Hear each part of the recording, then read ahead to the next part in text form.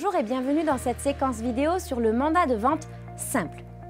Nous allons donc voir ensemble aujourd'hui les particularités de ce mandat de vente, comment le constituer, quels en sont ses avantages et quels en sont ses inconvénients. Alors allons-y, quelles sont les particularités d'un mandat de vente simple? Il s'agit d'un contrat dit d'entremise commerciale. Entremise commerciale puisque le but de ce contrat est de mettre en relation un acquéreur et un vendeur et donc de réaliser ce qu'on appelle une entremise. C'est un mandat, c'est un contrat qui est constitué à titre onéreux puisqu'en cas de réalisation, une rémunération sera due au négociateur immobilier. Et c'est un mandat avec mise en concurrence et révocabilité puisque nous sommes sur un mandat simple. Alors quelles sont ces particularités? Il consiste à trouver des clients et ou à négocier lors de la vente d'un bien immobilier. Pourquoi et où? Parce qu'il est tout à fait possible que le vendeur lui-même vous présente un acquéreur potentiel, que vous meniez les négociations et à ce titre, vous aurez tout de même droit à votre rémunération. Et donc, toujours en quoi consiste ce mandat de vente simple? Il consiste à trouver des clients et ou à négocier moyennant une rémunération indiquée au mandat que l'on appelle la commission.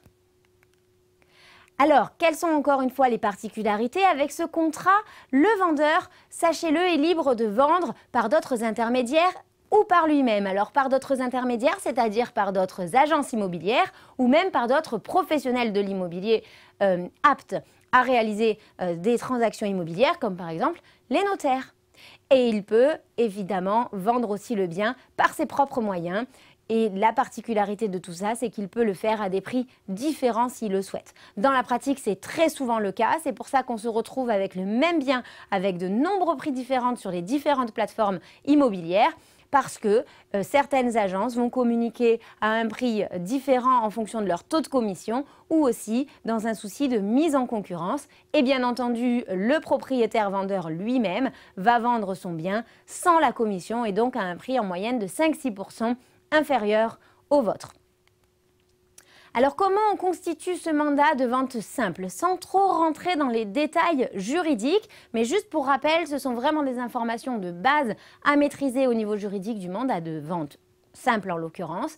Celui-ci devra réunir différentes conditions, des conditions de validité, de forme et de contenu. Rentrons dans le détail. Conditions de validité, c'est-à-dire il va falloir vérifier la capacité des parties à signer, notamment de votre vendeur. Est-ce que la personne est un majeur et qu'il n'est pas sous tutelle ou curatelle du moins qu'il ait le droit de signer votre mandat de vente? Des conditions de forme aussi qui sont régies par la loi Hoguet. Il s'agira donc obligatoirement d'un contrat écrit qui devra être signé, daté, numéroté et enregistré. C'est une condition de forme très importante. Il y a aussi des conditions de contenu, elles aussi régies par la loi Hoguet. Il s'agira ici de bien détailler la désignation des parties, surtout celle de l'agence immobilière avec toutes ses mentions légales, de bien préciser la durée qui doit être limitée dans le temps de ce mandat de vente simple, de préciser sa nature, c'est-à-dire mandat de vente simple, et enfin de préciser le montant de la rémunération. Le tout devra faire l'objet d'un enregistrement au registre des mandats de votre agence avec le numéro qui figurera sur le mandat et je le rappelle, c'était une condition de forme indispensable à ce mandat de vente. Alors, quels sont les avantages de ce mandat? Eh bien, pour l'agent immobilier, il n'y en a pas énormément. Il y en a une principale, c'est qu'il est facile à mettre en œuvre et il est facilement signable par vos potentiels clients vendeurs. En effet, les clients vendeurs sont rarement réticents à la signature d'un mandat de vente simple. Pour le client vendeur, il y a de nombreux avantages. Grande simplicité de dénonciation, mise en concurrence possible avec les différentes agences. Il va être très friand, lui, de signer ce genre de mandat de vente. Par contre, les inconvénients pour le négociateur immobilier sont relativement nombreux. Déjà, il y a une grande insécurité pour l'agent immobilier, pour le négociateur immobilier, puisqu'il y a beaucoup de concurrence, donc pas sûr de vendre. Il va falloir être un peu plus agressif pour être vu, donc retenez insécurité totale pour l'agent immobilier. Il y a aussi la possibilité d'avoir en même temps plusieurs offres et donc de faire monter les enchères ou avoir du mal à obtenir la signature d'une offre d'achat puisque d'autres intermédiaires ou le propriétaire lui-même peuvent recevoir ou générer des offres d'achat en même temps que la vôtre. De fait, retenez que ce n'est pas très motivant pour le négociateur immobilier et que ça va empêcher ou du moins limiter une vraie campagne publicitaire sur le bien, puisque l'argent qui va être engagé va être beaucoup moins certain de retrouver un retour sur investissement, contrairement à un mandat exclusif où les taux de transformation sont beaucoup plus élevés. Et d'ailleurs, dernier inconvénient du mandat simple, les taux de transformation sont relativement bas.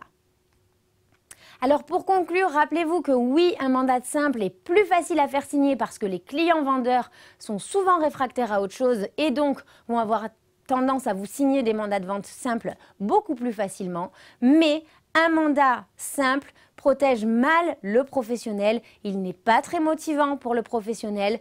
Ni pour engager des frais publicitaires importants, ni pour engager par exemple des actions de prospection dynamique importants, puisque les frais et le temps risquent d'être à fond perdus. Je vous dis à très bientôt pour une nouvelle séquence vidéo.